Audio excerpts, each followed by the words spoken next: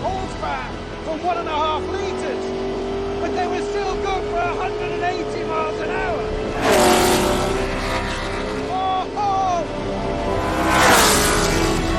Thanks to its revolutionary monocoque chassis, the 25 was stiffer and lighter than any other F1 car, which meant it wasn't just fast on the straights, but quicker through the corners too. And in the 1963 season, Clark used it to win a record 7 out of the 10 Grand Prix. Winner is Jim Clark. Nobody could possibly catch him now.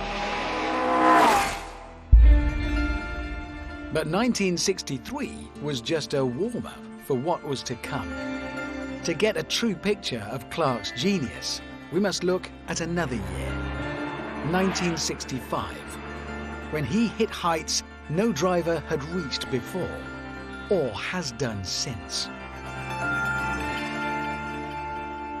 A modern Formula One driver does 21 races a year and often complains that's too many. In 1965, Jim Clark raced in 63 races. Some of these cars look similar, but they are all completely different. In a car like this, he'd do Formula One Championship. He raced in the British Formula 2 Championship and the French Formula 2 Championship in this car.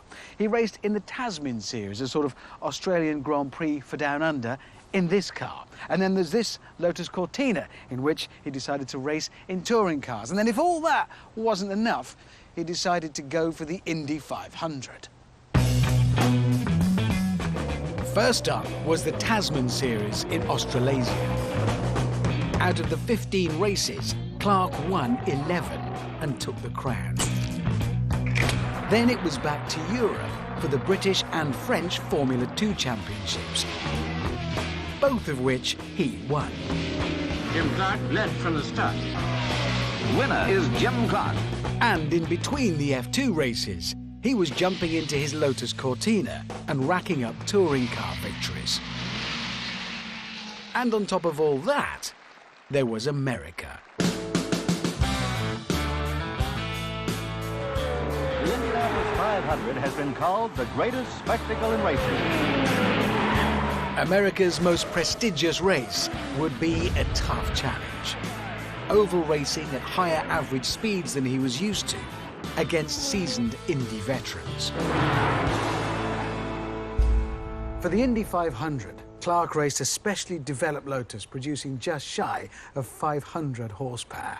However, although he already had a Formula One world title to his name, the Scotsman's CV cut no ice with the sniffy Indy officials, who made the upstart from across the pond take a rookie driving test before he could compete. Come Indy weekend, the upstart from across the pond qualified on the front row. And then, in the race itself, Clark, up against America's finest oval racers, won by just over 2 minutes.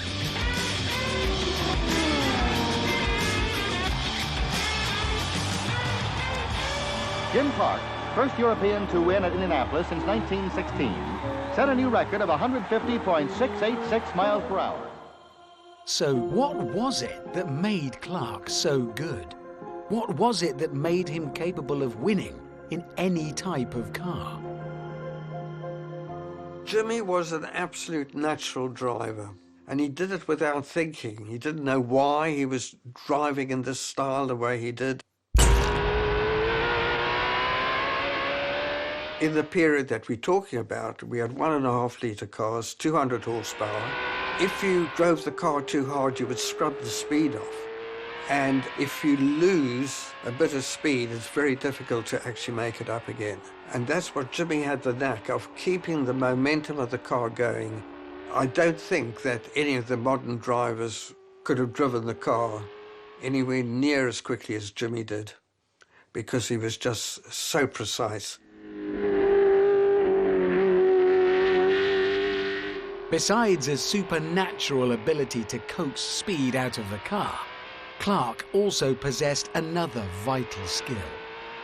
A lot of very good racing drivers died in Lotuses because the Lotus was a very fragile car. But Jim Clark was so smooth that he never put too much stress on the areas of a car that would give up. He was leading the race when his gearbox started to let go. Did he give up? Nope. Instead, he drove the rest of the race, and we're talking 160 miles an hour in the wet, with one hand on the steering wheel and the other holding the gear lever in place.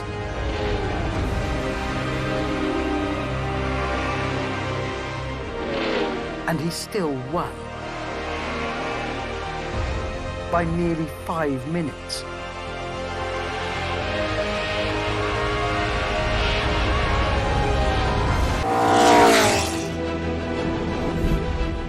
At the season's opening race in South Africa, up against such legends, the next 2 years, by contrast, were a disaster, with multiple mechanical failures denying him another championship.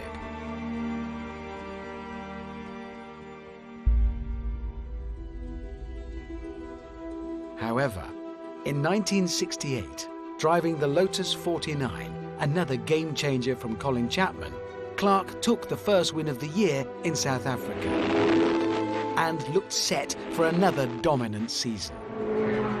Congratulations, Jim. This is absolutely a splendid effort. Okay, thank you very much. And then, on the weekend of April the 7th, Clark had a choice of 2 races he could compete in.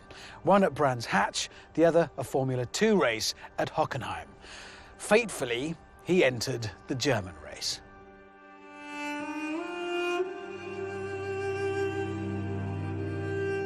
April the 7th is a bad day for me. He wasn't happy.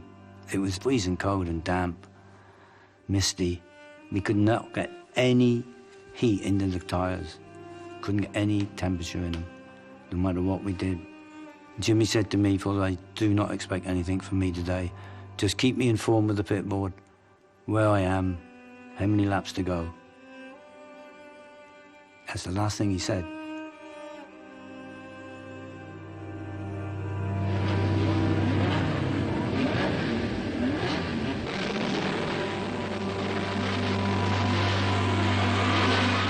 On lap 5, Clark's car suddenly speared off the track at 170 miles an hour. When he died, he was just 32.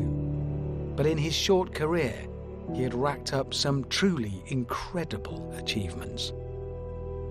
In Formula 1, he won 25 of his 73 races, which in percentage terms puts him way ahead of Hamilton, Vettel and even Schumacher. In pole positions, he had 33, which again in percentage terms makes him second best of all time, just behind Fangio.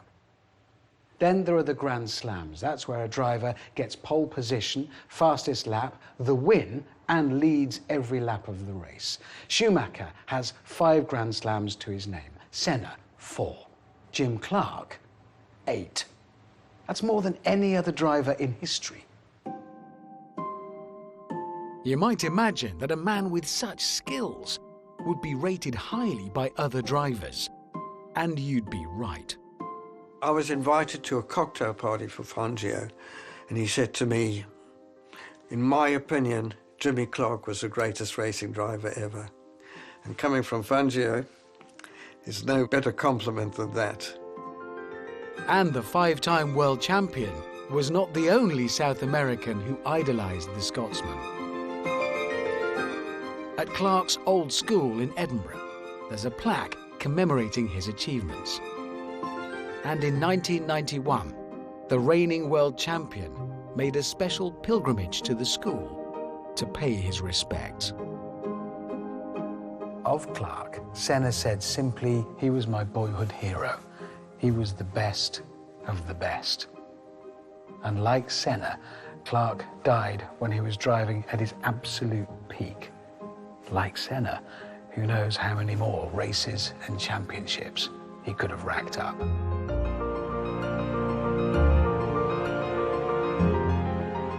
He was a benchmark. That was it. Most of what I was able to do in motor racing was done by the manner in which Jim Clark drove, and I just followed him. He was a gentleman. He was a gentleman and a gentleman. It's a pity he's not around now, because it'd be nice to have him.